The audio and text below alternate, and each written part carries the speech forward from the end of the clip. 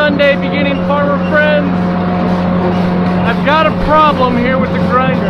Wasn't planning on making a video today. I just wanted to grind some feed and relax. It's a Sunday. But well, let me just show you what's going on.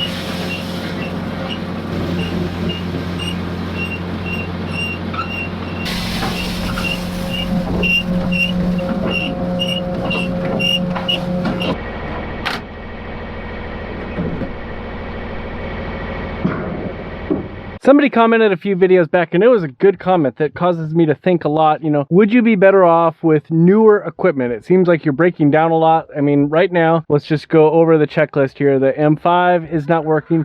Again, just a carburetor. The 4430 is not working. Again, just a hydraulic pump, which we actually have for that now. And now the grinder mixer is not working. Actually, there's quite a few things wrong with the grinder mixer. And then I'm in this red truck right now. We're gonna go water the sheep. Let's see if it starts.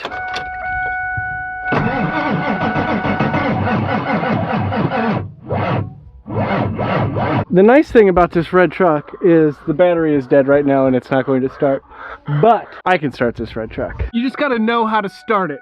That's why it's parked the way it is, downhill.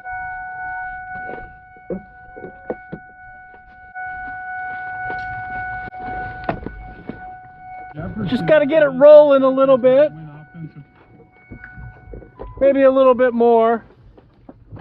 Then you put it in first gear. Make sure the key's on.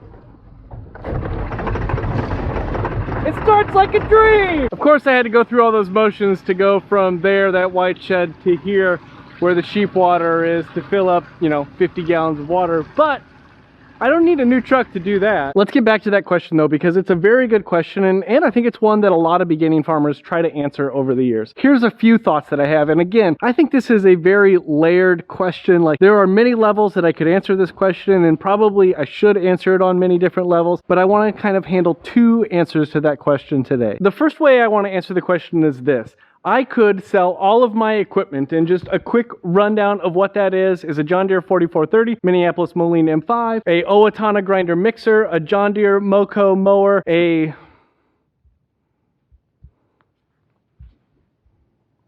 hay rake. Who is my hay rake made by? A Kuhn hay rake, and then a bunch of miscellaneous other things. I could sell all of that stuff, and I don't know, let's just give it a rough estimate. I could sell it for $25,000, okay? That would be a rough estimate of what I could sell my main pieces of equipment for. 2 tractors, a grinder mixer, and a couple pieces of hay equipment. If I sold that for, let's say, $20,000 to $25,000, then I could buy a fairly decent, newer-ish tractor. I would get a John Deere tractor because that's just kind of the guy I am. And I would just have that one tractor. Most likely it would be smaller horsepower-wise than my 4430, and I wouldn't have all these other pieces. The main reason that I have this Owatonna mixer is because I wanted to move to non-GMO feed. There are companies in Iowa that produce non-GMO pig feed. I could purchase pig feed either bagged or in bulk from them and feed it out that way. It would be more expensive than what I'm paying for feed right now, but I wouldn't have to have this piece of equipment. The same goes with the hay. The reason that I have the mower and the rake is because we make hay, and of course then I pay my cousin to bale the hay. If I got rid of the mower and the rake and quit paying my cousin to bale hay, I could just buy hay, and whatever tractor I bought for $20,000 to $25,000 would be able to handle those round bales of hay. So then I wouldn't need to grind feed and I wouldn't need to bale hay. All I would need is the tractor.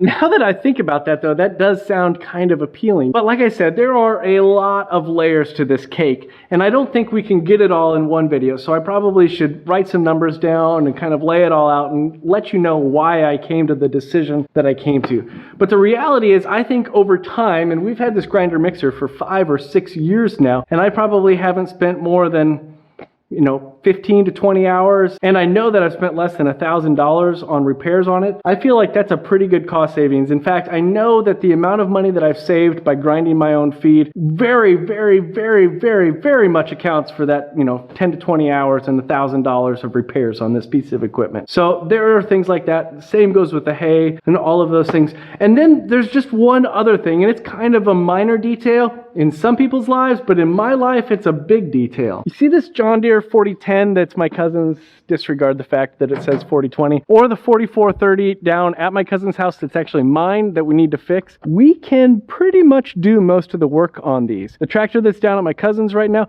he's got the hydraulic pump pulled out from right here. I've got the hydraulic pump on my front deck. We're going to be able to go in and swap it. I have looked all over this 4020. I've looked all over the 4430, and there is not a single computer on one of these pieces of equipment. So there is something to be said about being able to work on it myself. In fact, when we started the farm, first we had a Farmall 450, then we had a Ford 5000, and eventually my cousin and my uncle said, hey, we don't know those tractors. Get a 4020 that we know how to work on. And that's what I've done, and it's worked out really well. So I think it's kind of like a tightrope walking act. Like, where do you buy better equipment and where do you buy less better equipment?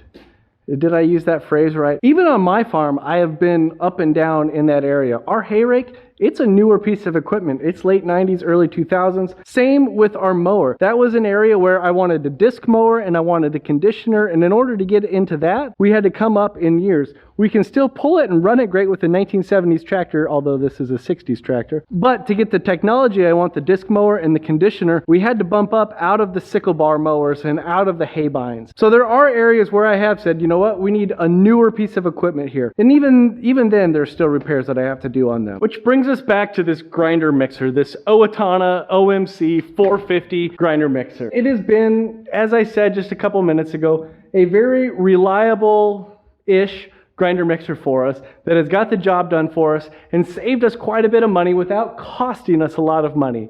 And it's got a little bit of a problem right now. For some reason, the auger right here is not tight. I am going to have to fix this though, and I don't think it's a big deal. I think it's something that is not snug where it needs to be snug, or something's slipping where it's not supposed to be slipping, or I don't think it's this bearing down here, but there is a bearing out, and maybe it's that, or maybe it's something in this hydraulic motor, but I don't think it's something in this hydraulic motor. I don't know exactly what it is. Having an older piece of equipment like this, I can do the repairs on it, or I can get my cousin to help me do the repairs on it.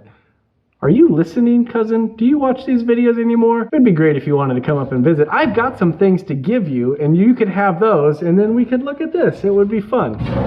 I will say this, though. I am on the lookout for a grinder mixer. In fact, I thought I had one found the other day, an Artsway grinder mixer that just looked great. But it sold really fast because it was a good deal and it was a good grinder mixer. The reason I'm looking at an Artsway grinder mixer is that you can go to an Artsway dealer and get parts. I can't go to an OMC Owatonna dealer and get parts.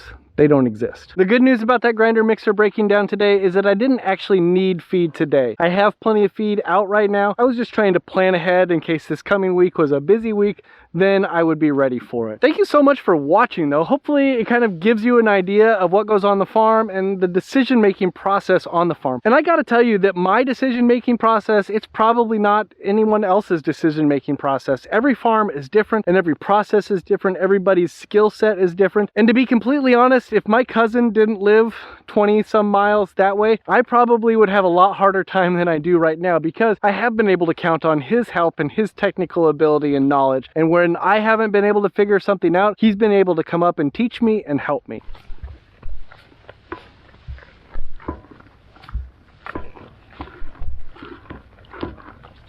Here's something really interesting for you. The cows like my homemade hay saver, which does not do a lot of hay saving, much more than they like the designed hay saver that does very much more hay saving. They got to work a little harder to pull that hay out. This hay right here, it's easy to access, but if you look around on the ground, they waste a lot more compared to when you look over there. That's why I like the hay savers. This does help.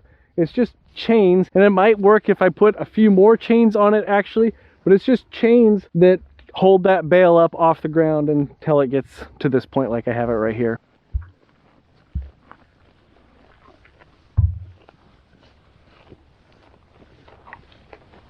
Hopefully you're not having any breakdowns like I'm having right now, although I'm not too worried about it. Breakdowns happen, and on the level of breakdowns, I would put this down pretty low. Thank you so much for watching the video. If you like it, thumbs up, like, subscribe, notification bell.